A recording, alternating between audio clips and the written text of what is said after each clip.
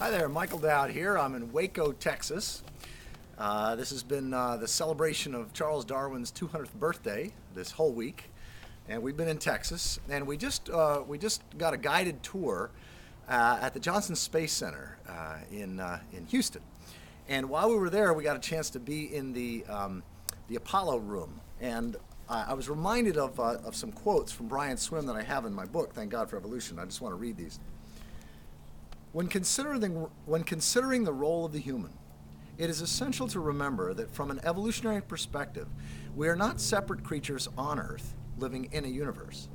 Rather, we are a mode of being of Earth, an expression of the universe. We didn't come into the world, we grew out from it, in the same way that a peach grows out of a peach tree. As physicist Brian Swim says, Earth, once molten rock, now sings opera. And again, here's the whole story in one line. You take a great cloud of hydrogen gas, leave it alone, and it becomes rose bushes, giraffes, and human beings.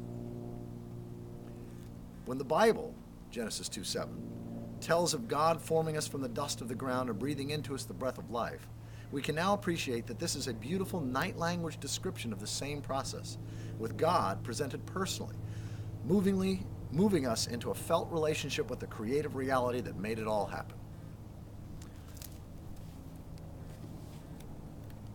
One of the things that I've been thinking a lot about lately, especially this last week, is that I think no greater gift does evolution offer us than a real God, not just a mythic God, not just an imaginary God, not just a God that we can think about and use human metaphors and relational metaphors to talk about, but a measurable reality that when personified we experience as God.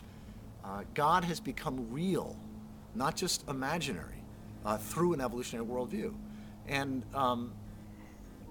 what I'm meaning by that is that everything that we can possibly say about ultimate reality will be metaphorical, will be limited by language. Our language is symbolic by nature. But there is such a thing as ultimate reality, the whole of reality, that which brought everything into existence, that which sustains everything. And while we can't speak about that reality in any other way other than through metaphors, that doesn't mean that reality doesn't exist. That reality is beyond existence or non-existence. It's not, I mean, any God that can be believed in or not is not God. It's not ultimacy. And I think this is probably where there's more confusion on this whole question of, did God use evolution? For example, one of the questions I often get in interviews is, do you believe that God used evolution to create everything?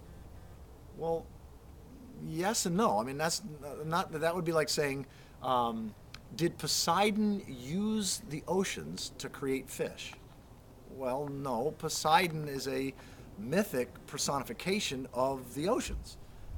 Poseidon created fish, or the oceans created fish, depending upon whether you're using night language, that is poetic, mythic language, or day language, scientific language. And so I think if evolution theology offers anything at all, what it offers is a realizing, a R-E-A-L, realizing of the divine, and realizing of divine guidance. It's not like we just go back to sacred texts, ancient sacred texts, to find God's word or God's will or God's ways. What we go to is what our best science is revealing, that God, whatever we mean by God, is going to be revealed in every fact discovered by science. Literally every single fact discovered by science is simultaneously a fact discovered by scientists, and also its ultimate reality revealing itself to humans. And so all scientific discoveries are facts. Or let me say it this way, all facts are revelations of ultimacy. That's why I say facts, and what I say in my book is facts are God's native tongue. That where we go to for divine guidance shouldn't be first ancient texts, but it should go first to what God's revealing through the whole range of sciences today. In fact, I think I could say it as strongly as this. Without an evolutionary worldview, it's impossible to understand who and what God is, and it's also impossible to know what God's up to today. And I really mean that. It's like if reality could not have revealed what is good news, what's saving good news for us today in the way 2,000 years ago. God, reality, could only reveal that today, given our instruments. It's like telescopes, microscopes, computers, these sorts of technologies allow us to facilitate understanding the nature of the bad news, the nature of the challenges, so that the good news is really saving good news. I mean, what is the gospel according to science? What is the good news from a science perspective? Well, what my book, Thank God for Evolution, is about, and what Connie's and my ministry is all about, is showing that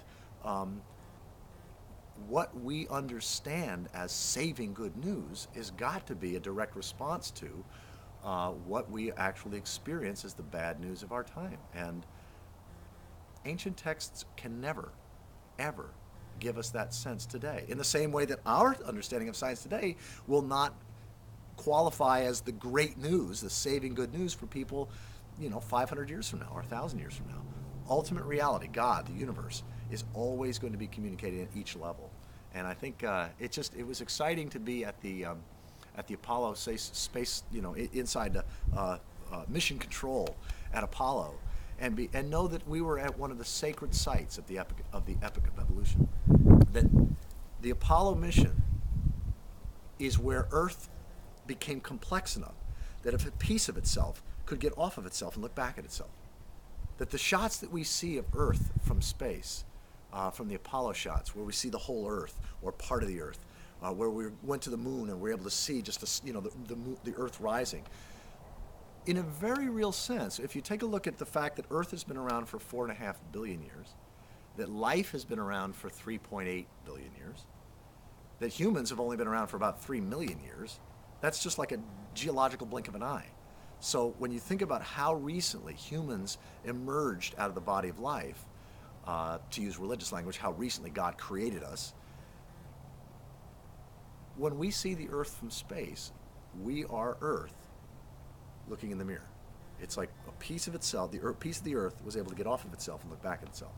And that's who we are. And I think that's where these quotes from Brian Swim that I've been using for years help us see and feel that we are part of a majestic process that's beginning to become conscious of itself. We are life becoming aware of itself. And for me, that is a divine task. And as the religions of the world, as each religious tradition integrates this knowledge, because this is not a belief system, this is what 97-98% of the scientists of the world would agree with. As we integrate this knowledge, our own faith traditions will be larger, more meaningful, and have more of this world reality.